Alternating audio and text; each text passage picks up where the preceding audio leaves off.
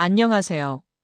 저는 서울 외곽에 있는 대형 교회에서 35년 넘게 신앙생활을 이어온 이순례 권사라고 합니다.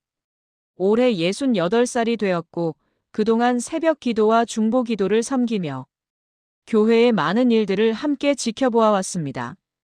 오늘 여러분께 전하려는 이야기는 제가 평생 입 밖에 꺼내지 못하고 가슴 깊이 묻어두었던 고백입니다.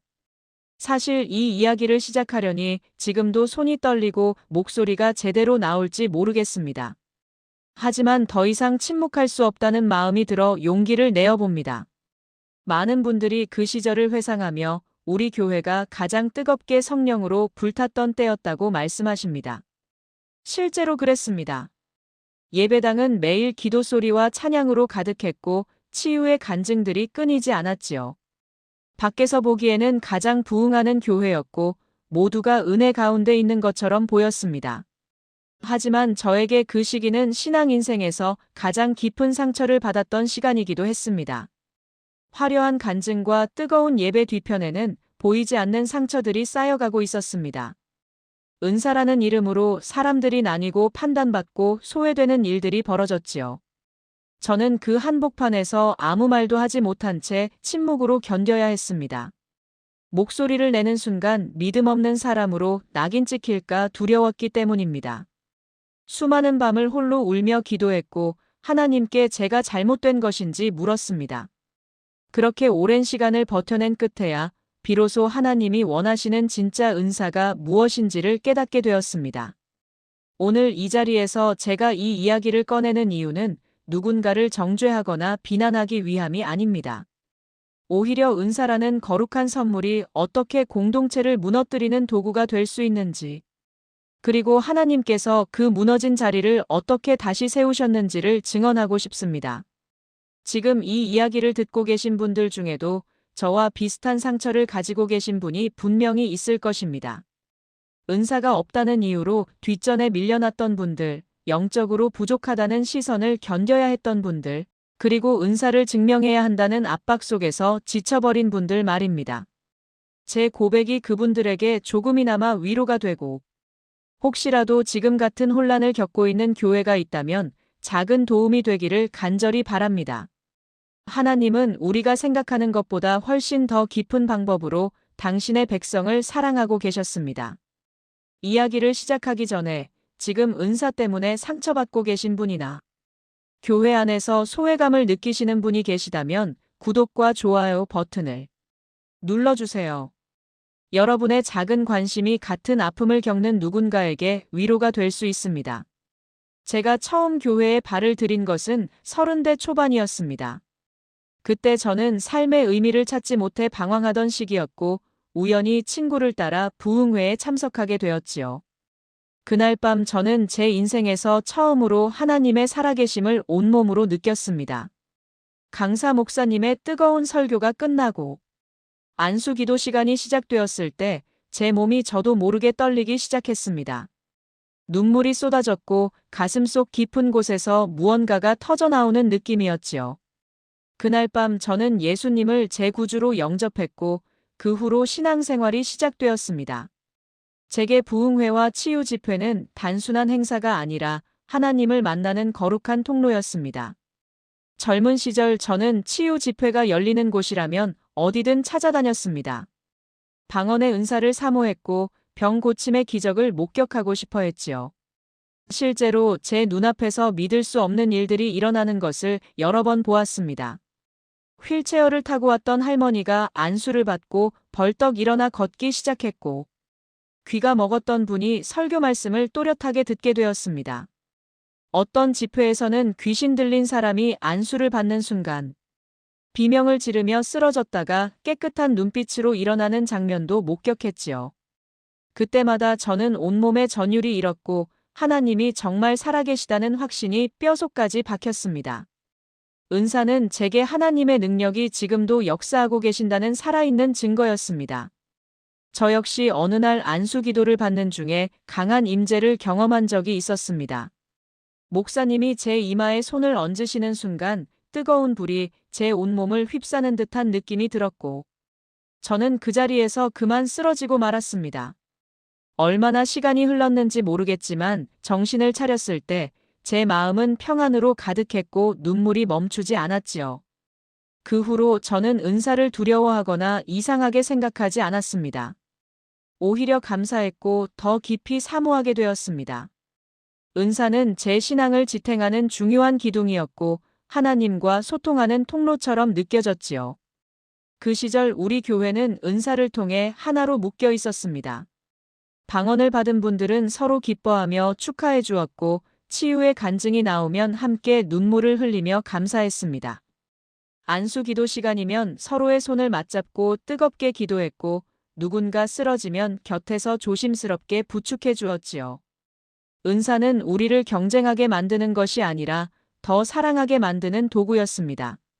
적어도 그때까지는 그랬습니다.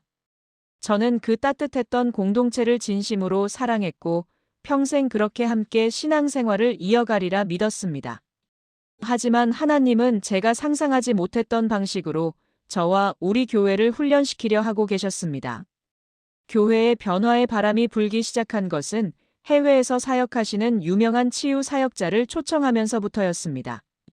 그분은 수십 년간 세계 각지에서 치유 집회를 인도해 오셨고 수많은 기적의 간증들을 가지고 계신 분이었지요. 교회는 한 달 전부터 대대적으로 홍보를 시작했고 성도들은 그 집회를 손꼽아 기다렸습니다. 저 역시 기대에 부풀어 있었습니다. 하나님의 능력이 우리 교회에 더 강하게 임하기를 간절히 소망했지요. 집회 첫날 예배당은 발 디딜 틈 없이 가득 찼습니다.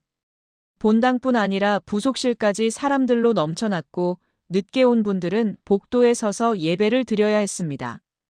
사역자님의 설교가 시작되자 예배당 분위기는 순식간에 달아올랐습니다. 그분은 성령의 능력에 대해 외치셨고 하나님이 지금도 살아서 역사하신다는 메시지를 강렬하게 전하셨지요. 설교가 끝나고 안수기도 시간이 시작되자 예배당은 완전히 다른 공간으로 변했습니다. 사역자님이 손을 들어 기도하시는 순간이었습니다. 여기저기서 사람들이 쓰러지기 시작했고 수십 명이 동시에 바닥에 넘어졌습니다. 그 광경은 믿을 수 없을 만큼 강렬했습니다. 어떤 분들은 통제할 수 없는 방언을 쏟아내며 몸을 떨었고 어떤 분들은 울부짖으며 회개의 눈물을 흘렸습니다. 예배당 전체가 기도 소리와 통곡 소리로 가득 찼고 그 열기는 시간이 갈수록 더욱 뜨거워졌지요. 집회가 끝난 후 간증 시간에는 믿기 어려운 이야기들이 쏟아졌습니다. 10년 넘게 앓아온 관절염이 사라졌다는 분, 병원에서 포기했던 암 진단을 받았는데 통증이 완전히 없어졌다는 분, 우울증으로 약을 먹던 분이 안수받는 순간 모든 어둠이 떠나갔다는 고백들이 이어졌습니다. 저는 그 간증들을 들으며 온몸에 소름이 돋았습니다. 이것이야말로 하나님이 살아계신 증거라고 생각했지요. 집회는 일주일 동안 계속되었고 매일 밤 예배당은 기적을 갈망하는 성도들로 넘쳐났습니다. 어떤 날은 예배가 자정이 넘어서까지 이어졌지만 아무도 지친 기색을 보이지 않았습니다. 오히려 더 많은 것을 경험하고 싶어하는 열망으로 가득했지요. 집회가 끝난 후에도 그 열기는 식지 않았습니다. 매주 수요일과 금요일에는 치유 기도회가 별도로 열렸고 주일 예배 후에도 안수 기도 시간이 정규적으로 배정되었습니다. 예배 때마다 쓰러지는 사람들이 생겨났고 방언이 터져나오는 장면은 이제 일상이 되었지요. 교회는 외부에서도 성령이 가장 강하게 역사하는 곳이라는 평가를 받기 시작했습니다. 다른 교회 성도들이 우리 교회 예배에 참석하기 위해 찾아오는 일도 잦아졌고 목회자들까지 견학을 오셨습니다. 담임 목사님은 강단에서 우리 교회가 마지막 때의 부흥을 경험하고 있다고 선포하셨고 성도들은 그 말씀에 아멘으로 화답했습니다. 저 역시 처음에는 그 흐름을 순수한 기쁨으로 받아들였습니다. 하나님의 능력이 이렇게 강하게 나타나는 것을 보며 감사했고 우리 교회가 특별한 은혜를 받았다고 믿었지요. 새벽마다 기도하며 더 큰 역사가 일어나기를 간구했고 치유 기도회에도 빠짐없이 참석했습니다. 하지만 시간이 지나면서 제 마음 한구석에는 설명할 수 없는 불편함이 자리 잡기 시작했습니다.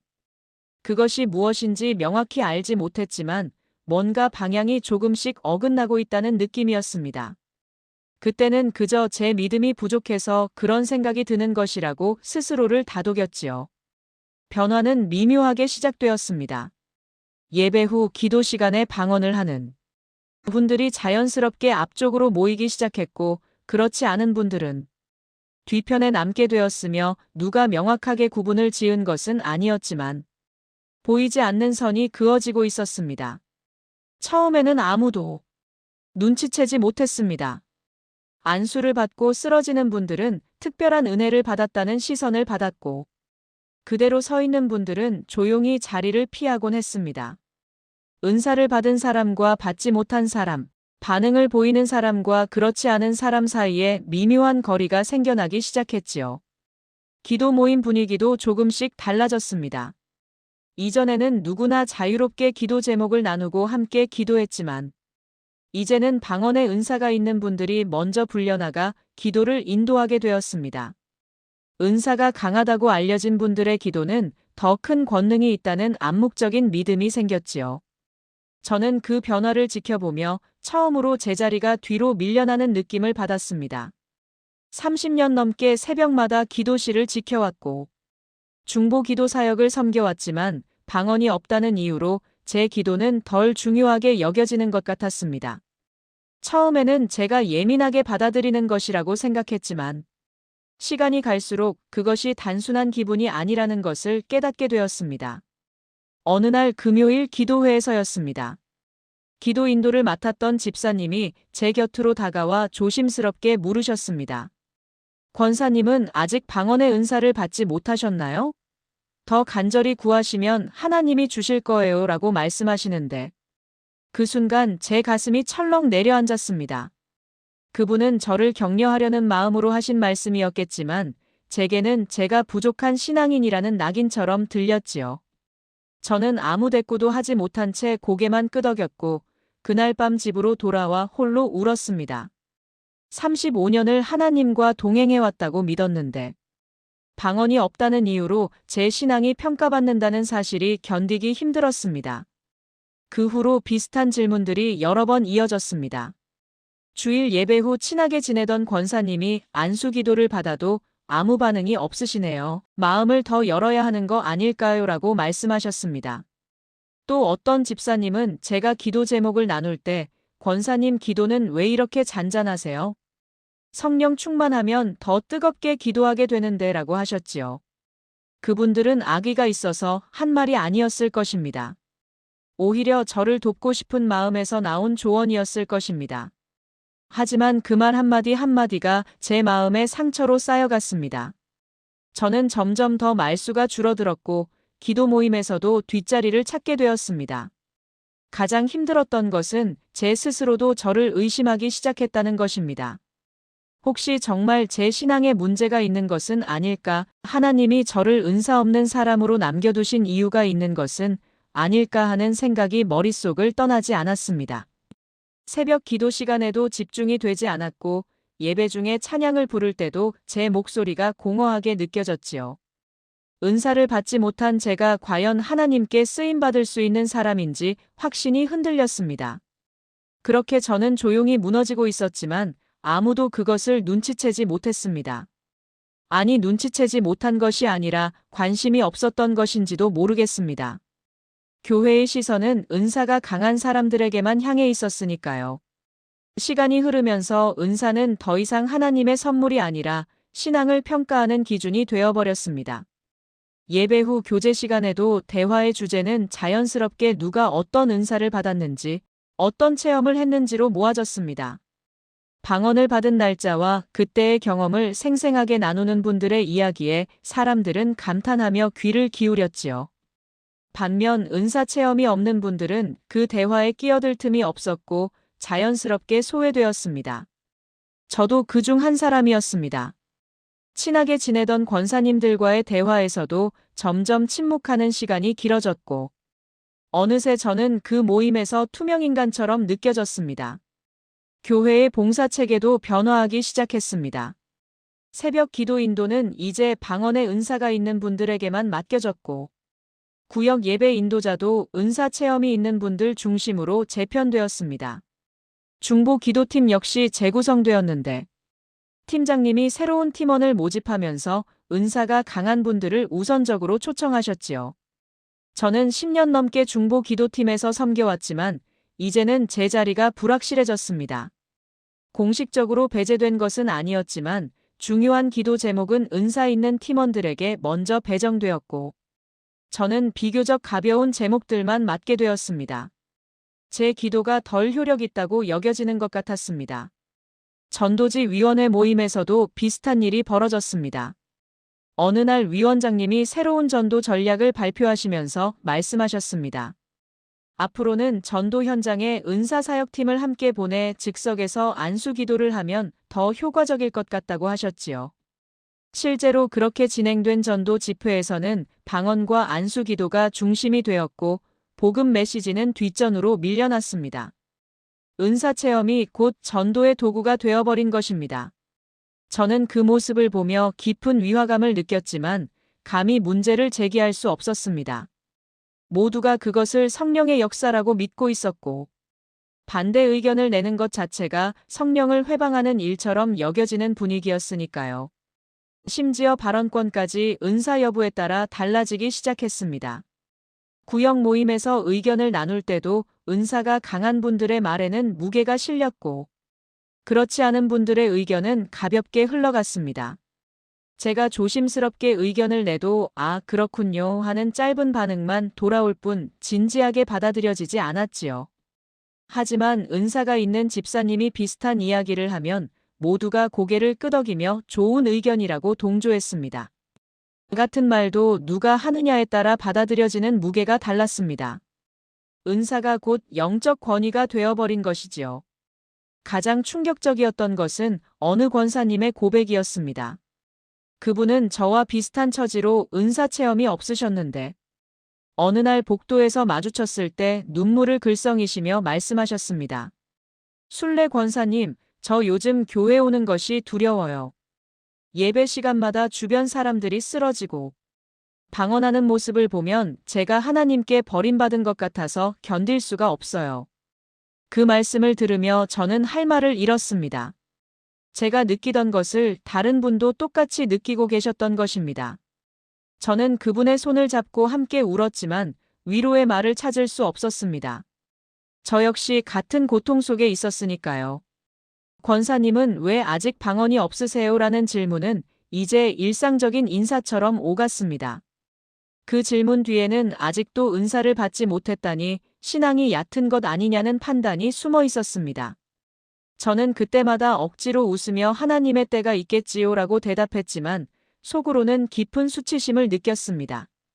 35년을 신앙생활 해왔는데도 여전히 은사가 없다는 것이 제 믿음이 부족하다는 증거처럼 여겨졌습니다.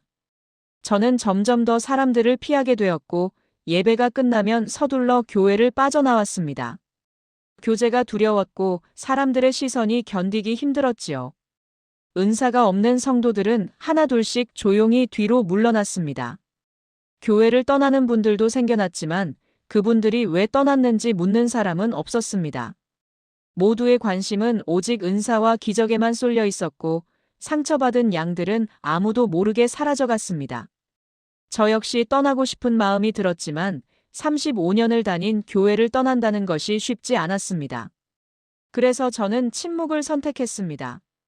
입을 다물고 표정을 관리하며 아무렇지 않은 척 버티기로 한 것입니다.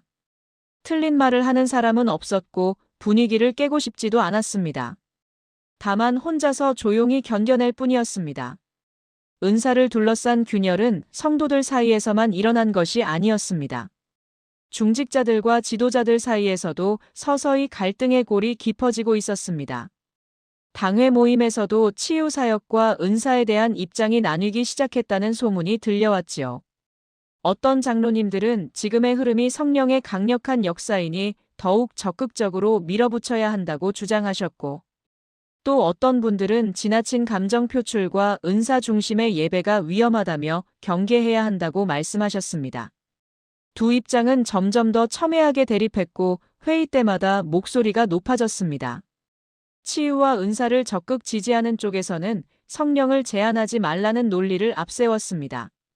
하나님의 능력이 이렇게 강하게 나타나는데 인간의 이성으로 판단하려 한다는 것 자체가 불신앙이라고 주장했지요. 기적과 표적이 나타나는 것이야말로 마지막 시대의 부흥이며 우리 교회가 특별히 선택받은 증거라고 강조하셨습니다. 반면 신중한 입장을 가진 분들은 성경적 검증이 필요하다고 말씀하셨습니다. 은사도 중요하지만 말씀과 균형을 이루어야 하며 지나친 감정 몰입은 오히려 신앙을 흔들 수 있다고 우려하셨지요. 하지만 그런 의견은 곧 믿음 없는 소리로 치부되었습니다. 저는 권사회 모임에서 그 갈등을 직접 목격했습니다. 회장 권사님은 은사 사역을 전폭적으로 지지하시는 분이셨는데 어느 날 모임에서 앞으로 권사회 기도 모임은 방언 기도 중심으로 진행하겠다고 선언하셨습니다. 그 말씀에 몇몇 권사님들이 조심스럽게 반대 의견을 내셨지요. 방언이 없는 권사님들은 어떻게 하느냐고 모두가 함께 기도할 수 있는 방식이어야 하지 않겠냐고 말씀하셨습니다. 그러자 회장 권사님은 단호한 목소리로 대답하셨습니다. 방언이 없다면 더 간절히 구해야죠. 성령 충만을 사모하지 않는 것이 문제지 기도 방식을 문제 삼을 일은 아닙니다. 그 말씀에 반대하셨던 권사님들은 더 이상 아무 말도 하지 못하셨습니다. 그날 이후 권사회는 사실상 두 그룹으로 나뉘었습니다. 은사가 강한 권사님들은 더욱 적극적으로 치유 기도회를 주도하셨고 그렇지 않은 권사님들은 점점 모임에서 발언권을 잃어갔습니다. 회의 안건을 정할 때도 은사 사역 관련 내용들이 대부분을 차지했고 전통적으로 권사회가 담당하던 구제나 신방 사역은 뒷전으로 밀려났지요. 저는 그 모든 과정을 지켜보며 속으로 깊은 탄식을 했지만 입 밖으로 내지 못했습니다. 제가 뭐라고 말하는 순간 성령을 회방하는 사람으로 낙인 찍힐 것이 분명했으니까요. 집사회에서도 비슷한 일이 벌어졌습니다. 젊은 집사님들 중 일부는 치유 집회 이후의 변화에 대해 공개적으로 우려를 표명했습니다. 은사 체험이 신앙의 전부인 것처럼 강조되는 분위기가 부담스럽고 예배가 점점 더 감정적으로 흐르는 것이 걱정된다고 말씀하셨지요. 하지만 그분들의 의견은 젊어서 영적 깊이가 부족한 소리로 무시당했습니다. 은사 지지파 장로님 한 분은 집사회 모임에 직접 참석하셔서 젊은 세대가 이성에 치우쳐 성령의 역사를 판단하려 한다며 강하게 질책하셨습니다. 그 후로 집사님들은 입을 다물었고 교회 안의 분위기에 그저 순응하는 쪽을 택하셨습니다. 담임 목사님은 양측의 의견을 조율하려 애쓰셨지만 역부족이었습니다. 목사님 역시 은사의 역사를 인정하시면서도 지나친 쏠림에 대해서는 우려하고 계셨지요. 하지만 교회 안에서 은사 지지파의 목소리가 워낙 크고 그분들이 교회 재정과 운영에 큰 영향력을 가지고 있었기 때문에 강하게 제동을 걸지 못하셨습니다. 목사님은 설교 시간에 균형 잡힌 신앙에 대해 말씀하시려 했지만 성도들의 귀에는 그 메시지가 제대로 들어가지 않았습니다. 모두의 관심은 오직 다음 치유 집회가 언제 열리는지에만 쏠려 있었으니까요. 저는 이 모든 갈등을 당회석 밖에서 지켜볼 수밖에 없었습니다. 권사라는 직분으로는 공식적인 의사결정 과정에 참여할 수 없었고 다만 흘러나오는 소문과 단편적인 이야기들을 통해 상황을 짐작할 뿐이었지요. 하지만 한 가지는 분명히 알 수 있었습니다. 교회가 점점 더 둘로 쪼개지고 있다는 것, 그리고 그 분열의 중심에 은사가 있다는 사실이었습니다. 은사에 대한 문제 제기 자체가 믿음 없음으로 해석되는 분위기 속에서 진실한 대화는 불가능했습니다. 목소리가 큰 쪽이 이기는 구조였고 침묵하는 다수는 그저 상처를 삼키며 버틸 뿐이었습니다. 예배가 무너지기 시작한 것은 그로부터 얼마 지나지 않아서였습니다. 주일 대예배 시간마다 예배당은 여전히 사람들로 가득 찼지만 그 안의 분위기는 이전과 완전히 달라져 있었습니다. 찬양 시간에는 누가 더 뜨겁게 반응하는지가 암묵적인 비교 대상이 되었고 기도 시간에는 누가 더 큰 소리로 통성 기도를 하는지 누가 방언으로 더 오래 기도하는지가 주목받았습니다. 예배는 더 이상 하나님을 향한 순수한 경배가 아니라 자신의 영성을 드러내는 무대처럼 변해가고 있었습니다. 저는 그 모습을 보며 가슴이 먹먹해졌지만 어찌할 도리가 없었습니다. 설교 시간에도 성도들의 태도가 달라졌습니다. 목사님이 말씀을 전하실 때 사람들은 성경 본문보다 언제 안수기도 시간이 시작되는지에 더 관심을 보였습니다. 설교가 길어지면 사람들은 시계를 보며 안절부절 못했습니다. 반대로 일찍 끝나면 실망했지요. 안수기도가 예배의 진짜 목적이 되어버린 것입니다. 하나님의 말씀보다 은사 체험이 더 중요해졌다는 사실을 모두가 알았지만 아무도 말하지 않았습니다. 안수기도 시간이 되면 예배당은 통제할 수 없는 혼란에 빠졌습니다. 사람들은 앞으로 달려나가 기도받기를 원했고 서로 밀치며 자리를 다투기도 했습니다. 기도 사역팀이 안수하면 여기저기서 쓰러지는 사람들이 생겨났고 비명과 통곡 소리가 뒤섞였지요. 어떤 분은 바닥을 구르며 울부짖었고 어떤 분은 알아들을 수 없는 소리를 지르며 몸을 떨었습니다. 그 광경은 은혜롭다기보다는 차라리 무섭게 느껴질 때가 많았습니다. 저는 뒤편에 서서 그 모습을 지켜보며 속으로 물었습니다. 주님, 이것이 정말 주님이 기뻐하시는 예배입니까? 더 큰 문제는 예배 중에도 서로를 판단하는 시선들이 오갔다는 것입니다. 쓰러지지 않는 사람을 보며 믿음이 약하다고 수군거리는 소리가 들렸고, 방언을 하지 않는 사람에 대해서는 아직 성령을 받지 못했다는 평가가 따라다녔습니다. 심지어 어떤 분들은 기도 시간에 주변 사람들의 반응을 훔쳐보며 자신과 비교하기도 했지요. 은사가 강한 사람일수록 영적으로 우월하다는 인식이 당연하게 받아들여졌습니다. 서로를 축복하고 격려해야 할 예배 시간이 비교와 판단의 장이 되어버린 것입니다. 저는 예배당 한 구석에 조용히 앉아 눈물을 삼켰습니다. 찬양을 부를 때도 제 목소리는 공허하게 울렸고 기도할 때도 말씀이 제대로 떠오르지 않았습니다. 주님께 집중하려 해도 주변의 소란스러운 분위기가 자꾸만 제 주위를 흐트렸지요. 예배가 끝나고 나면 영적으로 충만해지기는커녕 오히려 더 지치고 공허한 기분이 들었습니다. 이것이 과연 예배인가 하는 회의감이 들었지만 그 생각을 입 밖으로 내는 것은 불가능했습니다. 그런 말을 하는 순간 저는 성령을 회방하는 죄인이 되어버릴 테니까요. 예배 후 교제 시간에는 간증 나누기가 이어졌는데 그 내용도 점점 더 극단적으로 변해갔습니다. 처음에는 병이 나았다는 간증이 대부분이었지만 이제는 누가 더 극적인 체험을 했는지가 화제가 되었습니다. 귀신이 떠났다는 이야기, 천사를 보았다는 이야기, 하나님의 음성을 직접 들었다는 이야기들이 경쟁하듯 쏟아졌지요. 사람들은 그 간증들에 감탄하며 박수를 보냈고 더 놀라운 이야기를 원했습니다. 간증은 더 이상 하나님의 은혜를 나누는 것이 아니라 자신의 영적 우월함을 과시하는 수단이 되어버렸습니다. 저는 그 모든 모습을 보며 마음속으로 울부짖었습니다.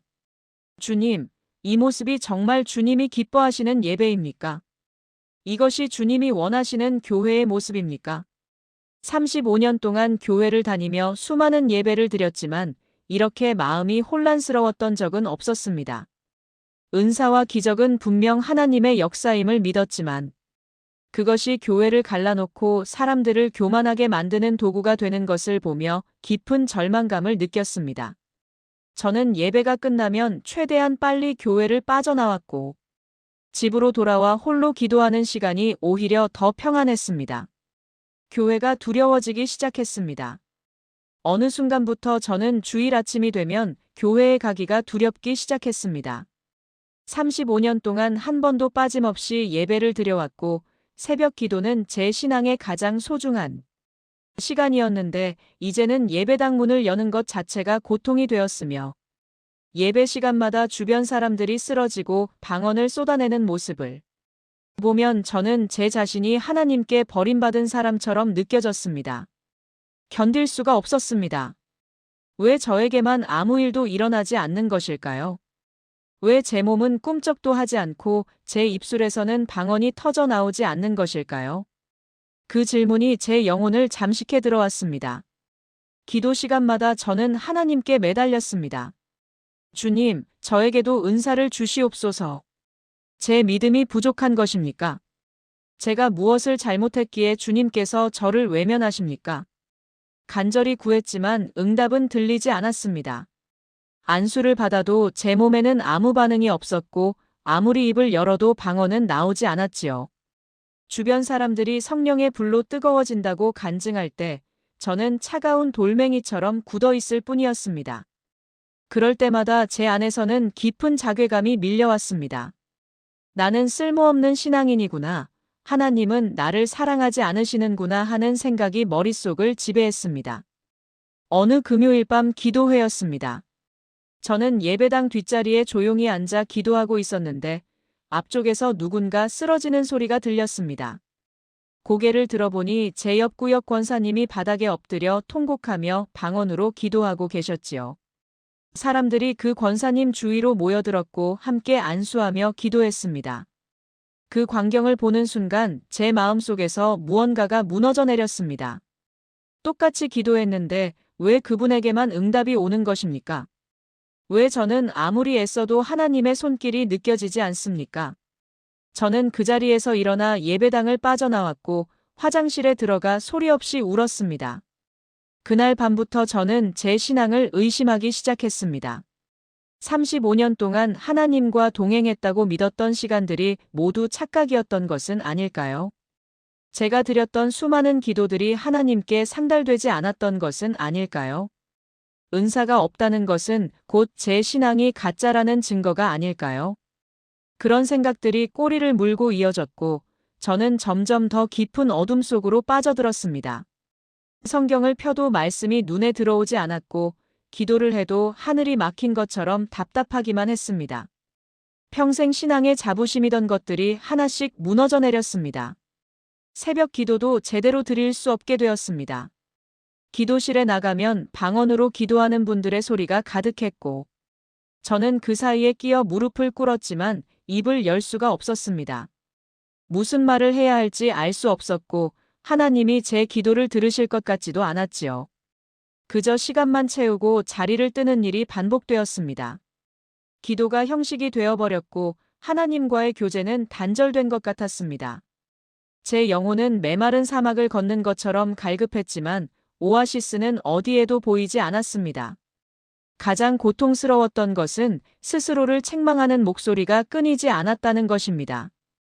더 간절히 구하지 않아서, 믿음이 약해서, 회개하지 않은 죄가 있어서라는 생각들이 제 마음을 짓눌렀습니다. 저는 제가 무엇을 잘못했는지 알 수 없었지만 잘못이 분명 제게 있다고 믿었습니다. 하나님께 버림받았다는 생각이 들 때마다 제 존재 자체가 부정되는 기분이었습니다. 68년을 살아오며 겪었던 어떤 고통보다도 이 영적 침체가 더 견디기 힘들었습니다. 저는 깊은 절망 속에서 하루하루를 겨우 버텨내고 있었습니다. 어느 날 밤 저는 잠을 이루지 못하고 뒤척이다가 침대에서 일어나 무릎을 꿇었습니다. 그리고 처음으로 하나님께 솔직하게 토로했습니다. 주님, 저는 이제 더 이상 버틸 수가 없습니다. 은사를 구하는 기도도 지쳤고 제 자신을 책망하는 것도 한계에 다다랐습니다. 주님께서 저를 사랑하신다고 믿고 싶지만 제 마음에는 의심만 가득합니다. 제발 제게 대답해 주십시오. 은사가 없으면 저는 정말 쓸모없는 신앙인입니까? 제 신앙은 가짜였습니까? 그날 밤 저는 평생 흘렸던 것보다 더 많은 눈물을 쏟아냈습니다. 제 영혼이 완전히 부서져 내리는 느낌이었습니다. 더 이상 사람들 앞에 설 수 없었던 저는 이른 새벽 아무도 오지 않는 시간에 교회 골방으로 향했습니다. 그곳은 낡은 창고를 개조한 작은 기도실로 거의 사용하지 않는 공간이었습니다. 먼지가 쌓여 있고 냄새도 퀴퀴했지만 적어도 아무도 제 모습을 보지 않을 곳이었지요. 저는 그 좁은 방 한가운데 무릎을 꿇고 마음속에 쌓였던 모든 것을 하나님 앞에 쏟아내기 시작했습니다. 이제는 은사를 달라고 매달리는 기도가 아니었습니다. 오히려 제 존재 자체에 대한 근본적인 질문을 드리는 기도였습니다. 주님, 은사가 없으면 저는 쓸모없는 신앙인입니까? 방언을 하지 못하면 제 기도는 하늘에 닿지 않습니까? 쓰러지지 않으면 저는 성령을 받지 못한 사람입니까? 35년 동안 주님을 섬겨왔다고 믿었는데 그것이 모두 헛된 것이었습니까? 제가 새벽마다 무릎 꿇고 드렸던 기도들이 주님 앞에 상달되지 않은 것입니까? 저는 주님께 사랑받지 못하는 자식입니까? 그 질문들을 쏟아내며 저는 통곡했습니다. 목이 쉬도록 울었고 눈물이 마를 때까지 울었습니다. 제 영혼의 가장 깊은 곳에서 올라오는 비명 같은 기도였습니다. 얼마나 시간이 흘렀을까요? 울다 지쳐 바닥에 엎드려 있을 때였습니다. 제 마음 깊은 곳에서 아주 작지만 분명한 음성이 들려왔습니다. 그것은 귀로 듣는 소리가 아니라 영혼으로 느껴지는 하나님의 세미한 음성이었지요. 순례야, 은사는 나를 증명하는 표가 아니라 사랑을 드러내기 위한 도구란다. 내가 방언을 하지 못해도 내 기도는 내게 향기로운 제사가 되어 올라온다. 내가 쓰러지지 않아도 내 사랑은 변함없이 너와 함께한다. 은사는 선물이지만 그 선물보다 더 큰 것은 나를 향한 내 마음이란다. 그 음성을 듣는 순간 제 온몸의 전율이 일었습니다. 하나님은 제게 은사가 없다고 저를 버리신 것이 아니었습니다. 오히려 은사에 매달리며 본질을 잃어가는 제 모습을 안타까워하고 계셨던 것입니다. 방언과 치유와 쓰러짐이 하나님을 만나는 유일한 통로가 아니라 하나님을 사랑하는 마음 자체가 가장 큰 은사라는 사실을 깨닫게 하시려 했던 것이지요. 저는 그 깨달음 앞에서 다시 한번 통곡했습니다. 이번에는 절망의 눈물이 아니라 회개의 눈물이었습니다. 제가 그토록 오랜 시간 은사를 구하며 정작 하나님 자신을 놓치고 있었다는 사실이 부끄러웠습니다. 주님, 용서해 주십시오. 제가 은사를 주님보다 더 사랑했습니다. 사람들의 인정을 받고 싶어서 은사를 구했지 주님의 마음을 구하지 않았습니다. 은사가 없는 제 자신을 부끄러워하며 주님이 제게 주신 다른 선물들을 무시했습니다. 35년 동안 주님과 함께 걸어온 그 귀한 시간들을 은사가 없다는 이유로 가치 없다고 여겼습니다. 제가 교만했습니다. 제가 어리석었습니다. 저는 그 좁은 골방에서 제 죄를 낱낱이 고백했고 하나님의 용서를 구했습니다. 그리고 그 시간 동안 제 마음에는 말로 표현할 수 없는 평안이 임했습니다. 하나님은 저에게 새로운 눈을 주셨습니다. 은사를 받은 사람들을 부러워하던 눈이 아니라 그들을 불쌍히 여기는 눈이었습니다. 은사가 교만의 도구가 되어 하나님보다 사람의 인정을 구하게 만들고 있다는 사실이 보였습니다. 방언을 하면서도 사랑이 없는 모습, 치유를 간증하면서도 교만으로 가득한 모습, 은사를 자랑하면서도 형제를 판단하는 모습들이 제 눈에 들어왔지요. 그들 역시 저와 같은 연약한 사람들이었고 은사라는 이름으로 길을 잃어가고 있었습니다. 저는 그들을 미워할 것이 아니라 그들을 위해 기도해야 한다는 마음을 받았습니다. 골방에서 나올 때 저는 완전히 다른 사람이 되어 있었습니다. 은사가 없는 것에 대한 수치심은 사라졌고 대신 하나님께서 저를 있는 그대로 사랑하신다는 확신이 제 마음을 가득 채웠습니다. 제게 방언이 없어도 괜찮았습니다. 제가 쓰러지지 않아도 괜찮았습니다. 하나님은 제 기도를 들으시고 제 찬양을 받으시며 제 작은 섬김을 기뻐하신다는 것을 알았기 때문입니다. 저는 그날 아침 골방에서 나오며 결단했습니다. 이제는 더 이상 은사로 저를 증명하려 하지 않겠다고 대신 하나님이 제게 주신 사랑으로 상처 입은 사람들을 돌보겠다고 말입니다. 골방에서의 응답 이후 제 삶은 조용하지만 분명하게 변화하기 시작했습니다. 가장 먼저 바뀐 것은 예배를 대하는 제 태도였습니다. 주일날 예배당에 들어갈 때 더 이상 다른 사람들의 반응을 의식하지 않았습니다. 주변에서 누가 쓰러지든 방언을 하든 그것은 그분들의 몫이었고 저는 오직 하나님만 바라보며 예배드리기로 했습니다. 찬양 시간에는 제 목소리가 작고 떨려도 상관없이 진심을 다해 불렀고 기도 시간에는 방언이 아닌 제 언어로 솔직하게 기도했습니다. 쓰러지지 않아도 괜찮았고 아무 반응이 없어도 괜찮았습니다. 하나님은 제 마음을 보고 계셨으니까요. 안수 기도 시간에도 저는 더 이상 앞으로 달려나가지 않았습니다. 대신 뒤편에 조용히 서서 하나님께 감사의 기도를 드렸습니다. 은사를 주시지 않아도 감사하고 제 기도를 들어주시는 것만으로도 감사하다고 고백했지요. 그러자 놀랍게도 제 마음에 평안이 찾아왔습니다. 몇 달 동안 제 영혼을 짓눌렀던 무거운 짐이 벗겨지는 느낌이었습니다. 예배가 끝나고 나면 더 이상 공허하지 않았고 오히려 하나님과 깊이 교제한 것 같은 충만함이 있었습니다. 은사가 없어도 예배드릴 수 있다는 것, 그것이 제게는 가장 큰 자유였습니다. 더 중요한 변화는 다른 사람들을 대하는 제 태도에서 일어났습니다. 저는 이제 은사가 있는 사람들을 부러워하거나 판단하지 않기로 했습니다. 대신 제 주변에서 저와 비슷한 상처를 받고 있는 분들을 찾아가기 시작했습니다. 예배 후 혼자 구석에 앉아 계신 권사님을 발견하면 곁에 다가가 말을 걸었습니다. 오늘 예배 은혜로우셨죠? 하나님이 저희와 함께 하신다는 것만으로도 감사하지 않으세요? 그렇게 작은 위로를 건넸고 그분들의 눈에서 눈물이 글썽이는 것을 보았습니다. 저처럼 은사가 없어서 소외감을 느끼던 분들에게 제 말 한마디가 큰 위로가 되었던 것입니다. 어느 날 저는 교회를 떠나려고 하는 한 집사님을 만났습니다. 그분은 은사를 받지 못해 스스로를 쓸모없는 신앙인이라고 생각하며 깊은 좌절에 빠져 계셨지요. 저는 그분의 손을 꼭 잡고 제 이야기를 들려주었습니다. 골방에서 하나님께 받았던 응답과 은사가 전부가 아니라는 깨달음을 나누었습니다. 집사님, 우리에게 은사가 없는 것이 하나님의 사랑이 없다는 뜻이 아니에요. 오히려 하나님은 우리를 통해 은사보다 더 큰 것을 보여주고 싶으신 것 같아요. 그 말을 듣고 집사님은 펑펑 우셨고 저는 함께 울며 기도해드렸습니다. 그 후 그분은 교회를 떠나지 않으셨고 저와 함께 상처 입은 성도들을 돌보는 일에 동참하셨습니다. 저는 또한 은사를 받은 분들을 향해서도 마음을 바꾸기로 했습니다. 그분들을 미워하거나 판단하는 대신 그분들을 위해 기도하기 시작했습니다.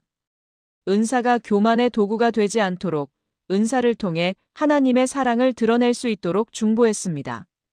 그리고 기회가 될 때마다 조심스럽게 말씀을 나누었습니다. 은사는 정말 귀한 선물이지만 그것보다 더 중요한 것은 서로 사랑하는 마음이 아닐까요? 우리가 은사로 하나 되는 것이 아니라 사랑으로 하나 되어야 하지 않을까요? 제 말에 모두가 귀 기울인 것은 아니었지만 몇몇 분들은 고개를 끄덕이며 깊이 생각하는 모습을 보였습니다. 제가 하는 일은 눈에 띄는 사역이 아니었습니다. 강단에서 설교하는 것도 아니고 안수 기도를 하는 것도 아니었지요. 그저 조용히 상처 입은 사람들 곁에 머물며 함께 울어주고 기도해주는 것뿐이었습니다. 하지만 그 작은 섬김이 하나씩 열매를 맺기 시작했습니다. 교회를 떠나려던 분들이 다시 발걸음을 돌렸고 은사가 없어서 주눅 들어있던 분들이 용기를 얻기 시작했습니다. 저를 찾아와 골방에서 받은 은혜를 나누어 달라는 분들도 생겨났지요. 저는 그분들과 함께 무릎 꿇고 기도하며 하나님의 사랑이 은사보다 크다는 진리를 나누었습니다. 제 태도의 변화는 주변 사람들에게도 영향을 미쳤습니다. 처음에는 제가 왜 은사를 구하지 않느냐고 의아해하던 분들도 점점 제 평안한 모습을 보며 궁금해하기 시작했습니다. 권사님은 요즘 얼굴이 밝아지셨네요. 무슨 좋은 일이 있으세요? 그렇게 물어오시면 저는 미소 지으며 대답했습니다. 하나님이 저를 있는 그대로 사랑하신다는 것을 알게 되었어요. 그것만으로도 충분히 행복해요. 그 말 한마디가 누군가에게는 작은 씨앗이 되어 마음속에 심어졌습니다. 은사가 없어도 행복할 수 있다는 것, 하나님의 사랑이 은사보다 크다는 것을 조금씩 깨닫는 분들이 생겨나기 시작한 것입니다. 그렇게 몇 달이 흘렀습니다. 교회 안의 은사 중심의 분위기는 여전했지만 저와 함께 조용히 기도하는 사람들이 하나 둘 늘어나고 있었습니다. 그러던 어느 금요일 저녁 특별 기도회가 열렸습니다. 그날은 평소보다 더 많은 성도들이 모였고 예배당은 뜨거운 열기로 가득했습니다. 기도 인도는 교회에서 가장 은사가 강하다고 알려진 최 장로님이 맡으셨습니다. 그분은 치유 집회가 시작된 이후 교회 안에서 영적 권위를 인정받으며 은사 사역의 중심에 서 계신 분이었지요. 많은 사람들이 그분의 안수를 받기 위해 줄을 서고 그분의 기도를 통해 은사를 받았다는 간증들이 넘쳐났습니다. 기도회가 시작되고 최 장로님이 강단에 올라 기도를 인도하기 시작했습니다. 그분의 방언 기도는 힘차고 웅장했으며 예배당 전체를 압도하는 카리스마가 있었습니다. 사람들은 그 기도에 맞춰 함께 통성으로 기도했고 여기저기서 쓰러지는 소리와 울음소리가 터져 나왔지요. 저는 뒤편에 조용히 앉아 그 광경을 지켜보며 하나님께 기도했습니다. 주님, 이 시간을 주관해 주시옵소서. 주님의 뜻이 이루어지기를 원합니다. 그런데 제 기도가 채 끝나기도 전에 강단 위에서 이상한 일이 벌어지기 시작했습니다. 기도를 인도하시던 최 장로님의 목소리가 갑자기 떨리기 시작했습니다. 방언이 끊기고 침묵이 흘렀지요. 사람들은 눈을 들어 강단을 바라보았고 저 역시 고개를 들었습니다. 최 장로님은 마이크를 든 채 굳어 있었고 그분의 얼굴은 창백하게 질려 있었습니다. 한참의 정적이 흐른 후 최 장로님의 입에서 떨리는 목소리가 흘러나왔습니다. 저는 거짓말쟁이입니다. 그 한마디에 예배당은 술렁이기 시작했고 사람들은 서로의 얼굴을 마주보며 무슨 일인지 알 수 없다는 표정을 지었습니다. 하지만 최 장로님은 멈추지 않으셨습니다. 오히려 더욱 떨리는 목소리로 고백을 이어가셨습니다. 저는 여러분 앞에서 은사가 강한 사람인 척했지만 사실은 교만으로 가득한 사람이었습니다. 제 안수를 통해 많은 분들이 은혜를 받았다고 간증하셨지만 저는 그 순간마다 하나님보다 사람들의 시선을 더 의식했습니다. 방언을 할 때도 성령의 인도함이 아니라 제가 만들어낸 소리가 섞여 있었고 안수할 때도 진심보다는 사람들에게 인정받고 싶은 욕심이 앞섰습니다. 은사를 받았다는 확신보다 은사를 잃을까봐 두려워하는 마음이 더 컸고 그 두려움 때문에 더욱 큰 소리로 기도했고 더욱 과격하게 행동했습니다. 예배당은 충격에 휩싸였습니다. 가장 은사가 강하다고 알려졌던 그 장로님이 자신의 교만을 낱낱이 고백하고 계셨고 방언도 안수도 모두 사람들에게 인정받기 위한 것이었다고 통곡하시는 모습 앞에서 사람들은 말문이 막힌 채 숨죽이며 그 광경을 지켜볼 뿐이었습니다.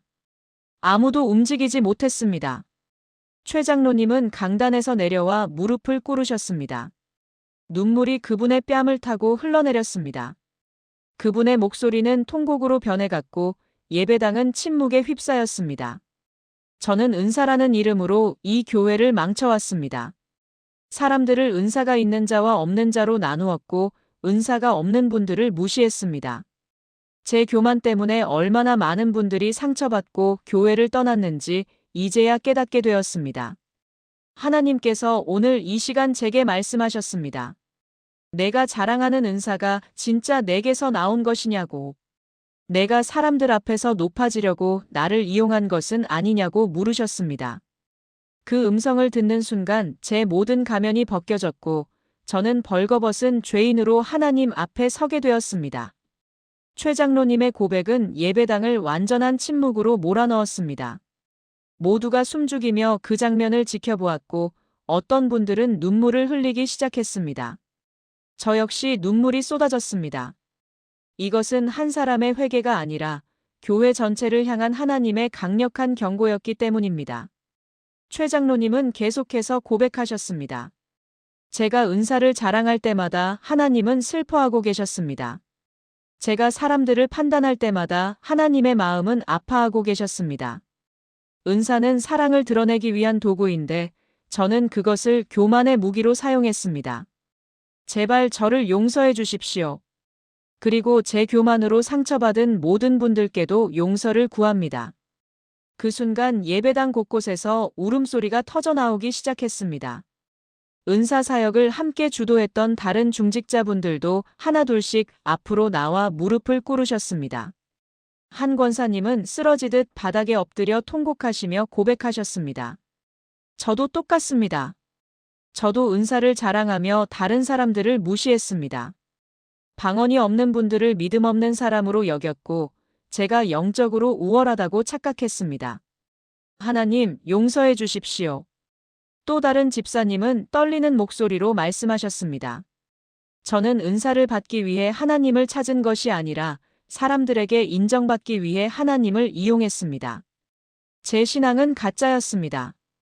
회개의 물결은 걷잡을 수 없이 번져나갔습니다. 은사가 강하다고 알려졌던 분들이 속속 앞으로 나와 자신들의 교만을 고백했고, 은사를 내세워 다른 사람들을 판단했던 죄를 통곡하며 회개했습니다. 예배당은 더 이상 은사를 자랑하는 곳이 아니라 죄를 고백하고 용서를 구하는 통곡의 골짜기가 되었습니다. 그 광경은 제가 평생 본 것 중 가장 강렬하고 소름 돋는 하나님의 역사였습니다. 인간의 교만이 완전히 무너지고 하나님의 성령이 그 자리를 정화하시는 모습이었지요. 저는 뒷자리에서 그 광경을 보며 온몸이 떨렸습니다. 이것이 하나님이 원하셨던 것이었습니다. 은사의 화려함이 아니라 죄인의 통회하는 심령이었습니다. 하나님은 은사를 부인하신 것이 아니라 은사를 교만의 도구로 사용하는 것을 거부하신 것입니다. 그리고 가장 높았던 사람을 가장 낮은 곳으로 내려오게 하심으로써 교회 전체의 진정한 은사가 무엇인지를 가르쳐 주신 것입니다. 저는 자리에서 일어나 앞으로 걸어 나갔습니다. 무릎 꿇고 있는 최 장로님 곁에 다가가 그분의 손을 잡았습니다. 그리고 함께 기도했습니다. 하나님, 감사합니다. 이 교회를 사랑하시는 주님의 마음을 보았습니다. 우리가 은사로 교만해질 때 주님은 우리를 낮추셨고, 우리가 서로를 판단할 때 주님은 우리에게 회개를 허락하셨습니다. 이제 우리는 알았습니다. 은사는 목적이 아니라 도구이고 우리가 진짜 구해야 할 것은 은사가 아니라 주님을 닮은 사랑이라는 것을요. 제 기도에 예배당에 있던 모든 사람들이 아멘으로 화답했습니다. 그 순간 제 마음에는 형언할 수 없는 평안과 기쁨이 밀려왔습니다. 교회가 다시 태어나고 있었습니다. 은사가 아닌 사랑으로 하나 되는 진짜 공동체로 말입니다. 최 장로님은 제 손을 꼭 잡으시며 떨리는 목소리로 말씀하셨습니다. 권사님, 제가 권사님을 얼마나 무시했는지 아십니까? 은사가 없다고 권사님의 신앙을 얕게 봤습니다. 하지만 오늘 깨달았습니다. 진짜 믿음은 권사님처럼 조용히 낮은 곳에서 사랑을 실천하는 것이었습니다. 제발 저를 용서해 주십시오. 저는 눈물을 흘리며 대답했습니다. 장로님, 용서는 이미 했습니다. 우리 모두 연약한 죄인이고 하나님의 은혜가 필요한 사람들입니다. 이제 다시 시작하면 됩니다. 은사로가 아니라 사랑으로 하나 되는 교회를 함께 세워가면 됩니다. 그날 밤 기도회는 누가 시키지 않아도 자발적인 화해와 용서의 시간이 되었습니다. 은사가 강했던 분들이 은사가 없던 분들을 찾아가 무릎 꿇고 용서를 구했고 서로 껴안고 함께 울었습니다. 교회를 떠나려 했던 분들은 다시 돌아왔고 상처받았던 분들은 치유받기 시작했습니다. 예배당은 통곡 소리로 가득했지만 그것은 절망의 울음이 아니라 회복의 울음이었습니다. 하나님의 성령께서 우리 교회를 완전히 새롭게 빚어가고 계셨습니다. 저는 그 한복판에서 하나님의 놀라운 역사하심에 온몸이 떨렸고 평생 잊지 못할 은혜의 밤을 경험했습니다. 그날 밤의 회개 이후 우리 교회는 완전히 달라졌습니다. 하루아침에 모든 것이 바뀐 것은 아니었지만 분명한 방향 전환이 일어났습니다. 가장 먼저 달라진 것은 예배였습니다. 은사 체험을 중심으로 진행되던 예배 순서가 다시 말씀 중심으로 돌아왔습니다. 안수 기도 시간은 여전히 있었지만 이제는 선택사항이 되었고 강요되지 않았습니다. 쓰러지는 사람이 있어도 없어도 괜찮았고 방언을 하는 사람이 있어도 없어도 괜찮았습니다. 중요한 것은 각자가 하나님 앞에 진실한 마음으로 나아가는 것이었지요. 담임 목사님은 설교 시간에 균형 잡힌 메시지를 전하기 시작하셨습니다. 은사는 귀하고 소중한 것이지만 그것이 신앙의 전부가 되어서는 안 된다고 말씀하셨습니다. 사도 바울이 말한 것처럼 은사가 아무리 크고 강해도 사랑이 없으면 아무 소용이 없다는 진리를 반복해서 강조하셨지요. 그 말씀을 들으며 성도들은 고개를 끄덕였고 회개했던 그날 밤을 떠올리며 눈물을 흘렸습니다. 교회는 서서히 본질을 회복해가고 있었습니다. 화려한 은사의 외형이 아니라 서로를 사랑하는 공동체의 본질 말입니다. 중직자 회의에서도 중요한 결정들이 내려졌습니다. 앞으로는 은사 여부로 봉사자를 선발하지 않기로 했고, 모든 성도가 각자의 은사와 달란트로 섬길 수 있도록 기회를 열어주기로 했습니다. 기도 인도자 역시 방언의 은사가 있는 분들만이 아니라 다양한 분들이 돌아가며 맡을 수 있도록 했지요. 치유 집회는 완전히 중단된 것은 아니었지만 빈도를 크게 줄이고 성경적 검증을 거쳐 신중하게 진행하기로 했습니다. 은사를 부인하는 것이 아니라 은사를 올바르게 사용하기 위한 안전장치를 마련한 것입니다. 가장 큰 변화는 성도들 사이의 관계에서 일어났습니다. 은사로 사람을 판단하던 분위기가 사라지고 서로를 있는 그대로 받아들이는 문화가 자리 잡기 시작했습니다. 방언이 없는 분들도 더 이상 주눅 들지 않았고 은사가 강한 분들도 더 이상 교만하지 않았습니다. 예배 후 교제 시간에는 은사 체험담 대신 일상의 작은 간증들이 오갔고 서로의 어려움을 나누며 함께 기도하는 모습들이 늘어났습니다. 누가 더 영적으로 우월한지를 따지는 대신 누가 더 섬기고 사랑하는지를 배우기 시작한 것이지요. 저 역시 새로운 사역을 시작했습니다. 은사가 없어서 상처받은 분들을 위한 소그룹 모임을 만들었고, 그곳에서 우리는 함께 기도하며 서로를 격려했습니다.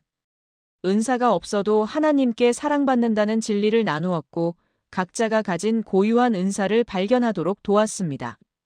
누구에게나 하나님이 주신 선물이 있다는 것, 그것이 방언이나 치유가 아니어도 괜찮다는 것을 배워갔습니다.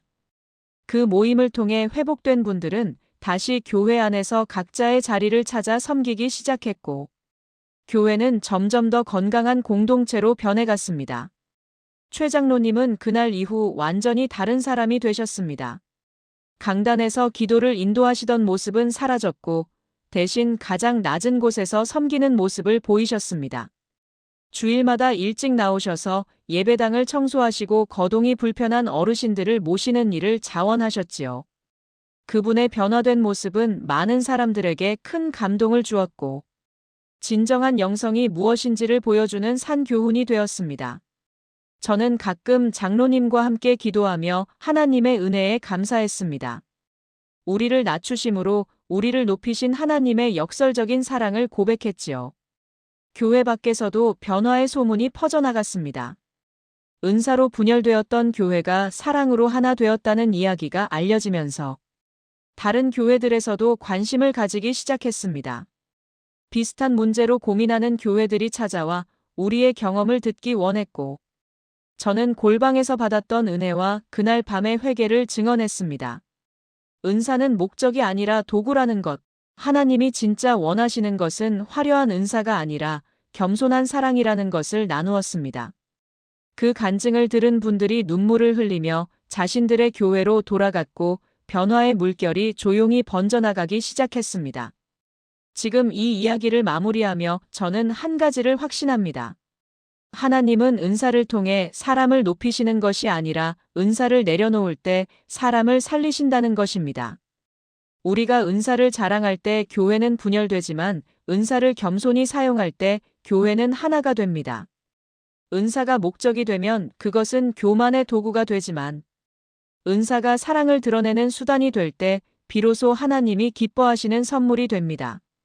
저는 그 진리를 온몸으로 배웠고 평생 잊지 않을 것입니다. 사랑하는 여러분, 혹시 지금 여러분의 교회에서도 은사 때문에 상처받고 계시지는 않습니까? 은사가 없다는 이유로 소외감을 느끼거나 은사가 있다는 이유로 교만해지고 계시지는 않습니까? 은사가 여러분을 갈라놓고 있다면 그것은 이미 목적을 잃은 것입니다. 은사는 하나님을 증명하는 표가 아니라 하나님의 사랑을 나누는 도구입니다. 은사가 있어도 없어도 하나님은 여러분을 똑같이 사랑하십니다. 그 사랑 안에서 서로를 받아들이고 섬길 때 비로소 우리는 그리스도의 몸된 교회가 됩니다. 제 부족한 간증이 여러분에게 작은 위로가 되고 혹시라도 같은 아픔을 겪고 있는 교회가 있다면 회복의 씨앗이 되기를 간절히 기도합니다. 은사가 아닌 사랑이 교회를 하나 되게 한다는 이 간증이 은혜가 되셨다면 구독과 좋아요 버튼을 눌러주시고 지금 은사 때문에 고민하고 계신 분들은 댓글에 회복이라고 남겨주세요. 그 한 줄의 고백이 같은 상처로 울고 있는 누군가에게 생명의 끈이 될 수 있습니다. 혹시 주변에 은사 문제로 힘들어하는 교회나 성도님이 계시다면 이 영상을 나눠주세요. 하나님의 사랑이 은사보다 크다는 진리가 그분들에게 전해질 수 있습니다. 여러분 한 분 한 분의 나눔이 무너진 교회를 다시 세우는 귀한 통로가 될 것입니다. 하나님의 은혜가 여러분 모두와 함께 하시기를 축복합니다. 감사합니다.